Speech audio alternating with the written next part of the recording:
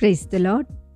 శ్రీమతి Charles Cowman గారి రచనల నుండి ఎడారిలో సెలయేర్లు అను గ్రంథము నుండి అనుదిన ధ్యానములు. మన దేవుడైన యెహోవాను కనపరచుడి, ఆయన పాదపీఠం ఎదుట సాగిలపడుడి, ఆయన పరిశుద్ధుడు.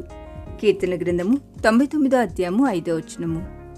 నీ ఆదివారపు ఆరాధన ఐశ్వర్యవంతంగాను అర్థసహితంగాను ఉండాలంటే ఈ క్రింది సూచనలు పాటించు.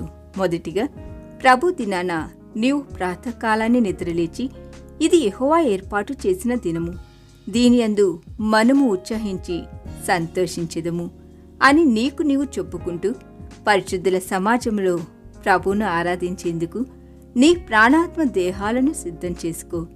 రెండవదిగా, 2-3 నా నామమున ఎక్కడ కూడిందురో అక్కడ నేను వారి మధ్యన ఉందును అని మన ప్రభువు పలికిన మాటల్ని జ్ఞాపకం చేసుకుని పరిశుద్ధుల సమాజంలో ప్రభు సన్నిధిని ఆశిస్తూ ఆరాధన స్థలానికి బయలుదేరు. మూడవదిగా, ప్రభు సన్నిధికి ఆలస్యంగా వెళ్ళకు, సమయానికి ముందే ఆరాధన స్థలానికి చేరుకో. నాలుగవదిగా, నీవు ఆరాధన స్థలానికి చేరుకున్నాక ఆరాధన ప్రారంభమయ్యే వరకు పరిచర్య చేయబోయే పరిచారకుడి కోసం నీకోసం నీతో పాటు ప్రభును ఆరాధించేందుకు వచ్చిన ఆరాధికుల కోసం ప్రార్థిస్తూ సమయాన్ని గడుపు. ఐదవదిగా, నీకు ఎవరితోనైనా విరోధం ఉన్నట్లయితే, నీవు ఇంకా ఎవరినైనా క్షమించకుండా ఉన్నట్లయితే ఈ సమయంలో వారిని క్షమిస్తూ వారి కోసం ప్రార్థించడానికి నీవు సమయం తీసుకో. క్రీస్తును బట్టి దేవుడు నిన్ను క్షమించిన విషయాన్ని ఈ సందర్భంగా నీవు జ్ఞాపకం చేసుకో. అలాగూ చేయము, అప్పుడు నీవు జీవించెదవు. ఆరవదిగా, ఆరాధన సమయంలో దేవుని బలిపీఠానికి సాధ్యమైనంత సమీపంగా వెళ్లేందుకు నీవు ప్రయత్నించు. దేవుని యొద్దకు రండి, అప్పుడు ఆయన మీ యొద్దకు వచ్చును అనే దైవవాక్కుల్ని ఈ సందర్భంగా నీ మనసులో మననం చేసుకో. ఏడవదిగా, నీ హృదయంలో ప్రభును గూర్చి పాడుచు హృదయాంతరంగంలోకి పెళ్ళుపీకి వచ్చే ఆనందంతో పరిశుద్ధుల సమాజంలో స్తుతి గీతికలను ఆలపించు.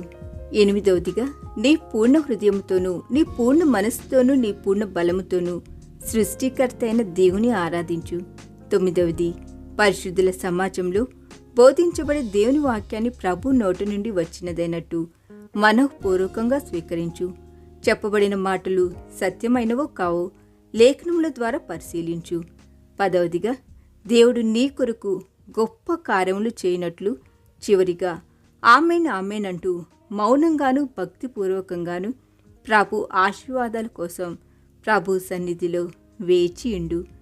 హానోకు దేవునితో నడిచాడు. అతడి గురించి రాయబడింది అంతే.